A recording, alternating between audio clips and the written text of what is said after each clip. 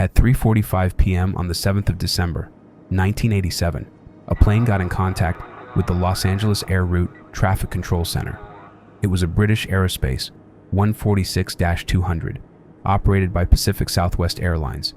The flight had departed from Los Angeles International Airport, heading for San Francisco. Everything seemed normal. But that contact was a distress call. One of the pilots on the plane reported loud noises on board. The sounds were described as loud and sudden, like gunshots. Before the control center could respond, another loud noise was heard, and the radio transmission was abruptly cut off. The control center tried to re-establish contact. They called the aircraft on its assigned frequency, but there was no response. Something was off. They saw that the altitude for the aircraft was around 20,000 feet, almost 3,000 feet lower than the original cruise altitude, and declining. They contacted the plane and asked if everything was fine and what happened, but they received no response at all. Over the next 30 seconds, the control center tried to contact the flight crew 2 more times. No answer. At 4:09 p.m., they tried a different frequency, but again, no response. From 4:10 p.m. until 4:14 p.m., the Los Angeles Control Center tried to contact the flight crew multiple times over different frequencies. Another aircraft also tried, but each time, no response from Pacific Southwest Airlines Flight 1771. At 4:15 p.m., radar contact was lost. The Los Angeles air traffic controllers triggered a distress phase, declaring that the aircraft and its occupants were in imminent danger and required immediate help. At 4:16 p.m., Flight 1771 crashed into a hill in San Luis Obispo County, near Cayucos. What happened? When emergency crews arrived, they were in shock. The plane was completely destroyed, with debris scattered everywhere. The pieces of the aircraft were small. It was estimated that the plane had crashed at a speed of approximately 770 miles per hour, breaking the sound barrier.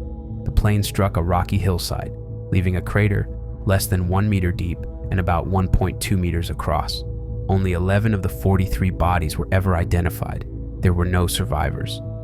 The cockpit voice recorder and flight data recorder were both found after only 2 hours of searching, although they were severely damaged. When flight investigators pieced together the data, a story of intentional action formed. The plane had been hijacked. Let's go back.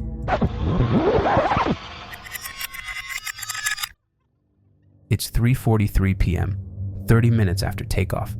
David Burke, a recently fired airline employee who had used his credentials to bypass airport security, had smuggled a loaded .44 Magnum revolver onto the plane. He raises his hand, signaling for a stewardess to come to his seat. Sabrina Keller approaches him and asks if he would like anything. He hands her a note and asks her to deliver it to the man he's pointing at.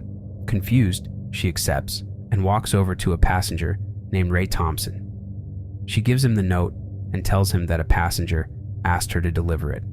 Ray takes the letter and reads it. Hi, Ray. I think it's sort of ironic that we end up like this. I asked for some leniency for my family. Remember? Well, I got none, and you'll get none. For you, that note might not make any sense, but David Burke is angry after being fired for stealing $70 from in-flight cocktail sales, for which he had asked his manager, Ray Thompson, for leniency, something Ray had not accepted. After seeing the flight attendant hand Ray the note, David quietly gets up and heads to the bathroom. There he retrieves his revolver. Moments later, he steps out, walks toward Ray, and shoots him at close range. Chaos erupts as panic spreads among the passengers, though many struggle to understand what is happening. Inside the cockpit, Captain Greg Lindemood and First Officer James Nunn hear the gunshots. A stewardess runs to the cockpit, opens the door, and tells them there's a problem. As one of the pilots begins reporting the situation to the control center, David storms in. Without hesitation, he shoots all 3 crew members and says, "I am the problem." David then pushes the control yokes forward, sending the plane into a steep dive. The plane starts descending rapidly. An off-duty pilot stands and moves toward David. trying to explain that it's not too late to correct the dive. If they act now, they can save everyone on board. However, David doesn't care. He raises the revolver and fires, the bullet striking the pilot in the chest. The control center watches in shock as the plane loses altitude at an enormous speed. The nose of the plane gradually tilts downward, and as speed increases, so does the intensity of the G-forces. The pressure becomes so intense that passengers lose consciousness long before impact. The nose reaches almost vertical position, nearing 80 degrees. Flight 1771 is seconds away from an unsurvivable crash, and nothing can be done to stop it.